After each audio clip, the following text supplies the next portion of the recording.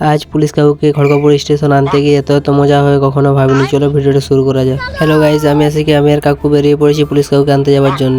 তো কি বলবো গাইজ, যেতে যেতে পুরো মারাবতীর মনে ভিজে গেলাম। তারপরে আমি হেলমেট, কাকু রেনকোট পরে বেরিয়ে গেলাম। আমরা বিনপুর থেকে এখন বেরিয়ে গেলাম। তারপরে ঝাড়গ্রাম গিয়ে দেখছি কোনো বৃষ্টিই পড়েনি। তারপরে আমরা ঠান্ডা ওয়েদারে গরম গরম রোল খেয়ে নিলাম। তারপরে সোজা চলে যাবো কাকুর মামা বাড়ির দিকে।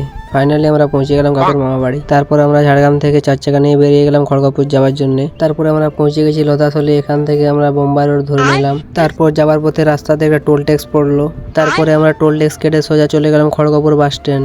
তারপর এখান থেকে চলে গেলাম রেল স্টেশনে। তারপরে চলন্ত লিফট করে উপরে উঠে গেলাম। তারপর দেখি কাকু আগেই নেমে গেছে। তারপর কাকুকে রিসিভ করে আমরা এখান থেকে বেরিয়ে গেলাম। যাওয়ার পথে আবার টোল ট্যাক্স এসে গেছে। তারপর টোল ট্যাক্স কাটাওয়ালা ঘুমিয়ে পড়েছে। তারপর টাকা না দিয়ে আমরা লতাশলি থেকে সোজা বেরিয়ে গেলাম ঝাড়গ্রাম। তো গাইস এখন বাজে রাত 2টা। তো বুঝতেই পারছো অনেক ঘুম লাগছে।